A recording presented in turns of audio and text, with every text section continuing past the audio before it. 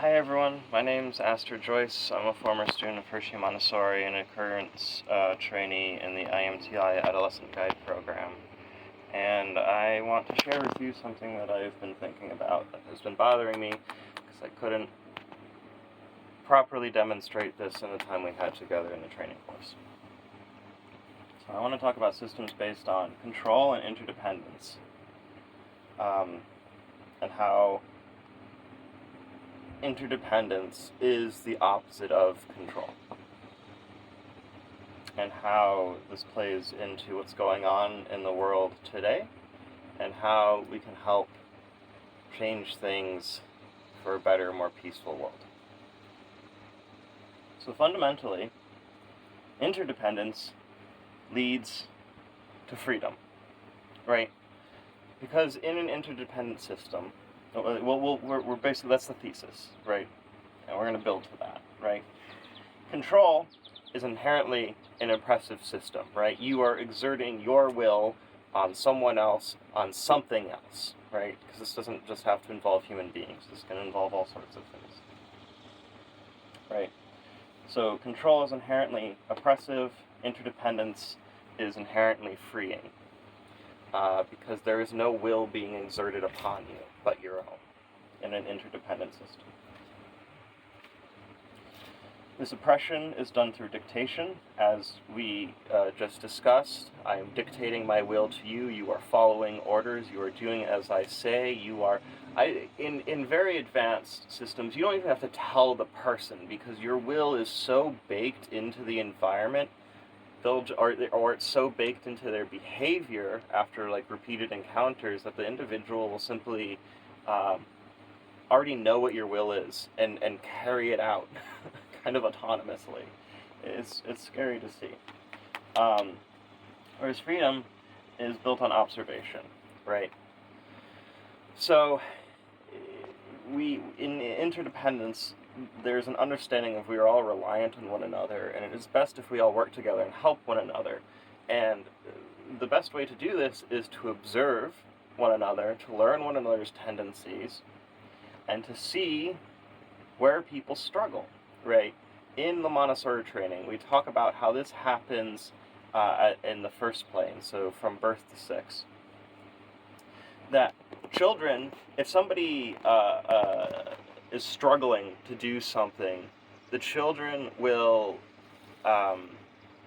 they won't come to help, where an adult might be like, oh, you are taking a long time to use the scissors, let me cut that for you. The other children will leave them alone. But if that same child is carrying a tray of materials with the scissors and all the papers they're going to cut, and they trip and fall and stuff spills everywhere, and it's a big disaster and it's a big mess, and this is kind of overwhelming for one person to handle, all the other children will instinctively go to help. No questions asked. This is something that's trained out of us as we grow older, primarily through the education system. But this tells us that to have freedom in interdependence, we must observe, right? We must be able to tell the difference of when someone is struggling for their own benefit and when someone really needs help. And when we see that someone needs help, we go to help. And this brings us to mutual aid.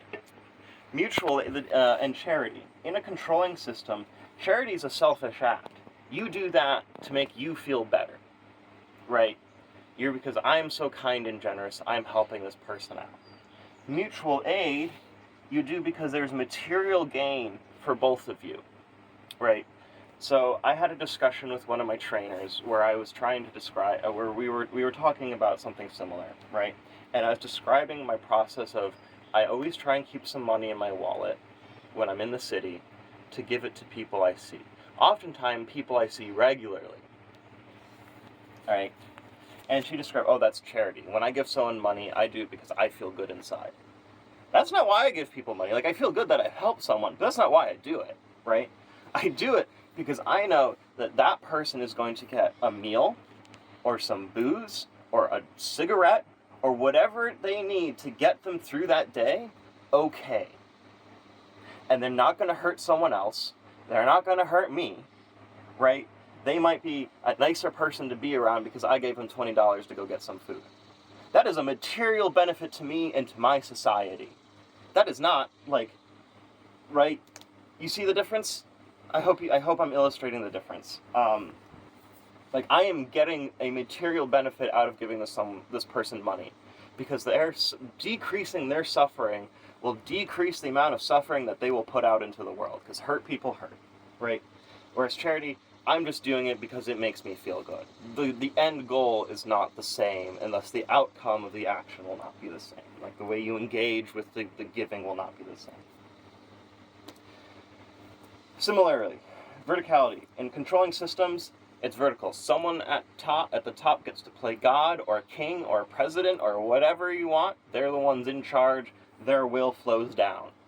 And everyone gets, and each level you go down, that will gets interpreted through the will of the person above you, right? So, and that's the way you get to stick your will into the system, is by climbing the ladder. You get to put more of your will in. So how's this tie into charity, right? As that example. I'm giving because it feels good, and I'm deciding when I give. Horizontal. There's an understanding that we're all equal. All of our equals must exist with one another equally, right? They must all be given consideration without exerting power on one another. I carry around money. I give it to people I see, right? It's not I'm going to do this because I need to feel good. It is I have set aside part of my material resources for the express purpose of running into people in need and distributing, equalizing the resources, right? Because I have a little more than most people, right? So I can equalize that out, I can give that out, I can spread that out, right? Construction and growth. So, in controlling systems, because the will is being dictated from the top, they want a specific outcome. They are trying to build something that they see in their mind that is fit to their will. It is a constructive process. In interdependence, you don't have that, because you're not trying to follow a specific world. You're allowing natural tendencies to take their course and see where you're at, right? Like, you grow a watermelon, it makes this big round melon. That's cool. But you could construct a square one by growing it in a box and restricting its tendencies to make it do a specific thing, right? So that's construction and growth. So expectations versus reality. Again, this is going down to, I'm dictating my will. I'm trying to meet my expectations. I'm constructing things to meet those expectations. Whereas growth is just accepting reality as it is. Right? I'm not trying to make a tree look a specific way. I just think the tree is beautiful the way it is. And these are both forms of power, right? This is guiding the power. This is controlling the power, right? And to control the power, by imposing your will on another, you were doing a violent act. You were removing choice and freedom from that other individual or entity. Right? Whereas in interdependence, you are enabling them to do more. You are enabling them to follow their tendencies. And I think that's an act of love versus an act of violence. Right? And so when we talk about a world built on peace, it means we are actively doing things with a state of love and not a state of violence. Right? This is the war and peace stuff that Maria Montessori talks about. Control, based on fear. The desire for control is based on fear. Right? I am afraid. I am afraid of reality. I'm afraid of growth. I am afraid of things as they are. So I got to make them different. Right? I got to make them fit my expectations. I got to make it fit the construction of my dream. Or I have to construct my dream. I have to construct things to fit my expectations because I am afraid. Right? At its core, my belief is control is based pretty much entirely on fear. Whereas interdependence breeds safety. In this system where everyone's looking out for everyone, bad stuff will happen. You will still get hurt. There will still be pain. But it's okay. because there are people to help pick you up, dust you off, help you heal, help you do whatever it is you need to get back to growing and to living. Right? When I was at the in-person portion of the Montessori training, I was going through an incredibly awful time. My mental health has been horrible recently. I was incredibly depressed. My chronic fatigue was really bad. I wasn't sleeping. I was having nightmares. I withdrew. I stopped being able to talk to people in like the last week and a half, and that was really unfortunate because these are awesome people who I love to talk to. And it was miserable, but it was also okay. I was happy during this time because I got to when I could talk, I did. I was surrounded by these wonderful, caring people who were doing everything they could. There was very limited understanding of what I was going through, so there's only so much they could do. They were always there when I asked for help. They were often there when I didn't ask for help. I didn't have to worry about basic needs like food or where I was going to put my head for the night or like even needing to like take a shower or take a nap, right? You know, like we had one lecture in the morning. Okay, I went home and slept for the rest of the day because I physically could not do anything else. And that was okay because we were living in an interdependent system, in an interdependent society, right?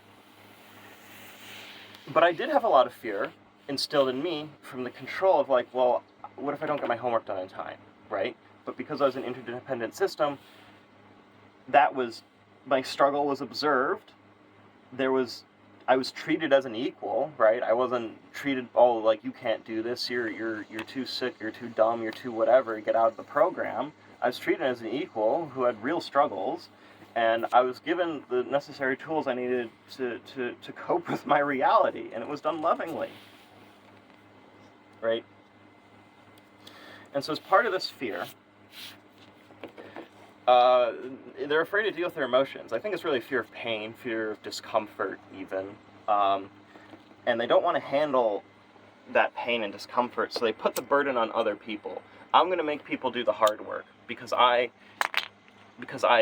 can't. I'm going to make people do the gross work because I don't want to.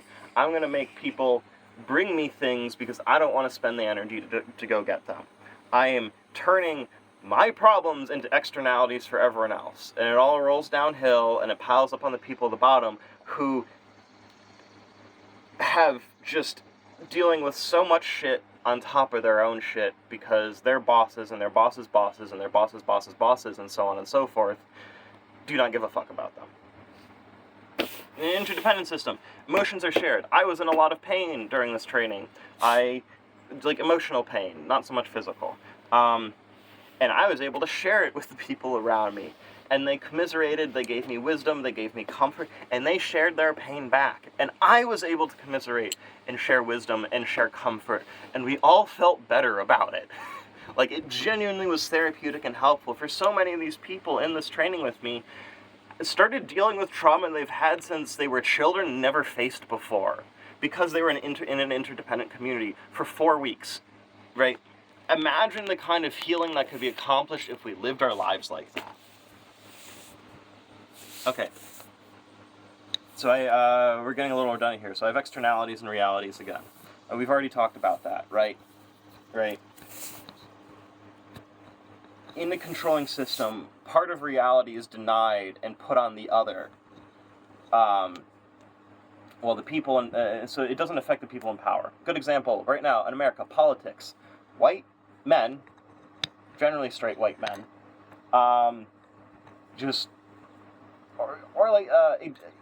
in American culture, especially among the white upper middle class, especially among men, there is this idea that you can be apolitical. You can, well, let's keep the politics out of it. Why don't we keep the politics out of it?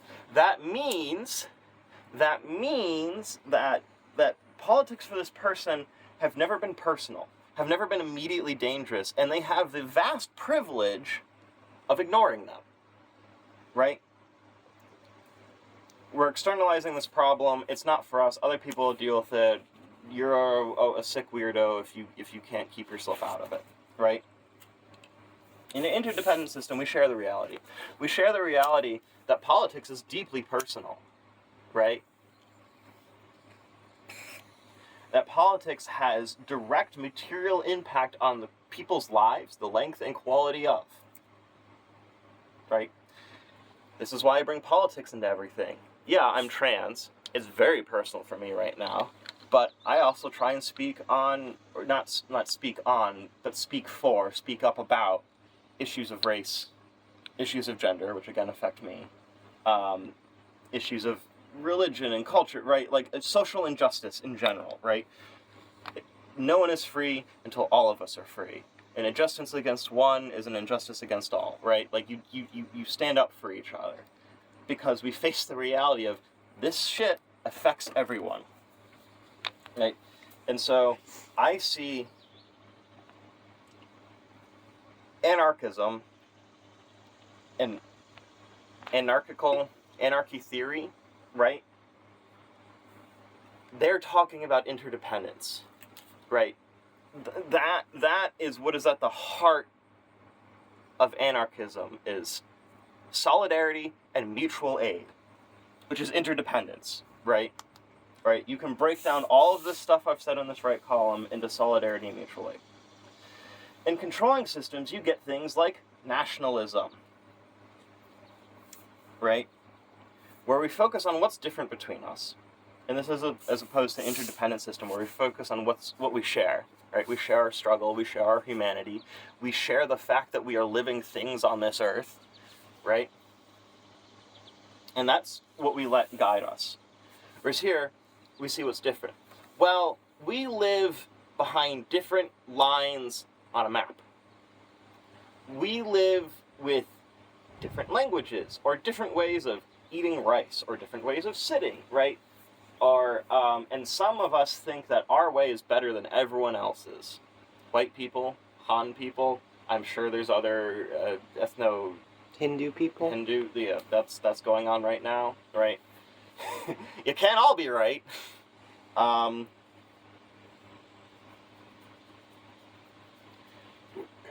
Right, but again, this goes, there is a leading body, leading person, leading idea that the will is flowing down from.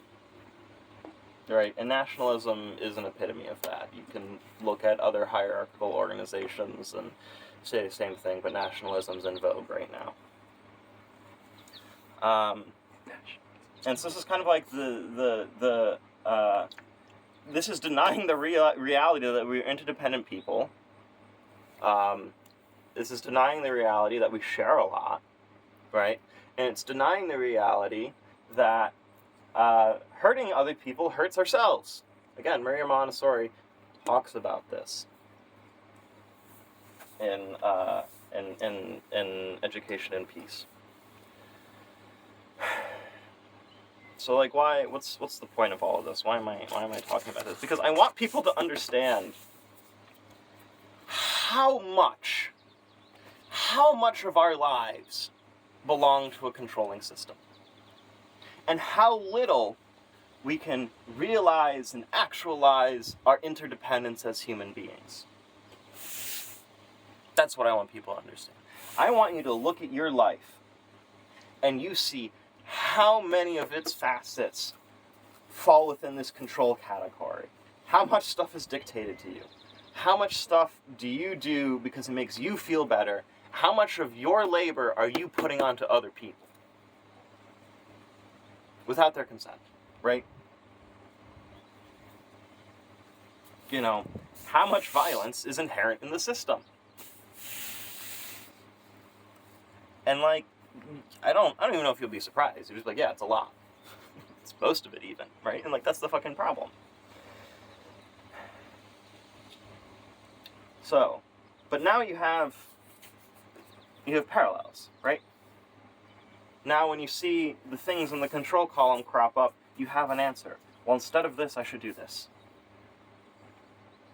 Or better yet, I should look for systems that do this and put resources into those systems and participate in those systems and be interdependent with those systems, right? Rather than doing charity, right? Because with charity, you're not maintaining a connection between you and this other group or person.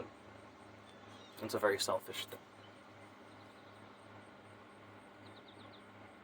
Find ways to give back that make you interdependent with other people.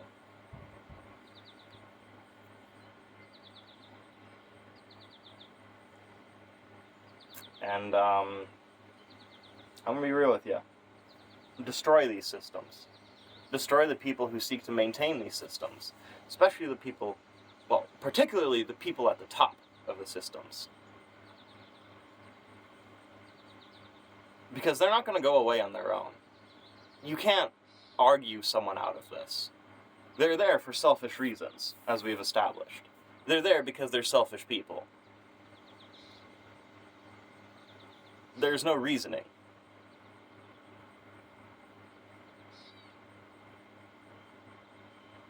So if you're in peace mind, do this.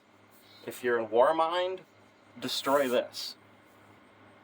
And hopefully we can bring you over to peace mind when it's done. Anyways, it's just a thought. A little bit more information, a little bit more context, make all the difference. Sorry I stole that. Have a nice day. Goodbye.